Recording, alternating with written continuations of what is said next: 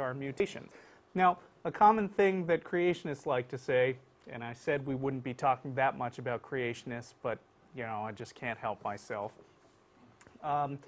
They have this question which they seem to think is so clever, which is, can you present me with a single example of a mutation that is beneficial to an organism? Or, no, I'm sorry, that's not what I meant. Can you provide me with a single example of a mutation which creates new information? Because what they say is, yeah, there can be mutation, but it only ever destroys information. It never creates new information. In fact, this was famously posed to Richard Dawkins, who had believed that he was having a documentary filmed about him, and then they asked this question, and suddenly he realized, oh my God, I have a bunch of creationists in my house doing a hit piece on me, and he has about 10 seconds of uncomfortable science before he says, please get out of my house.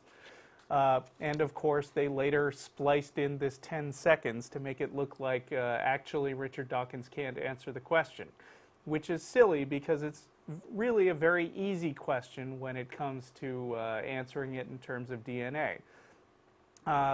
So again, that question is, can you come up with an example of a mutation which creates new information in a gene? Well, imagine a sequence of letters. We'll make it really simple. We'll say AC. And then we'll say that a mutation comes along which doubles one of the letters, so you've got ACC.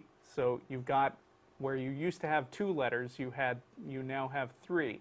And this isn't unlikely because actually duplication is a very easy thing to do within genetic instructions. So you've got ACC, and then a second mutation comes along and changes the last C to a T. So now you've got ACT.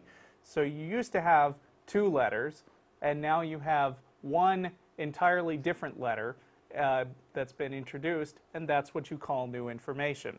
It's really, I mean, the DNA itself has this method for self-replication, right? And it isn't foolproof. Mistakes can be made. Yes. And I've seen examples and other explanations of this where, for example, when you're combining the DNA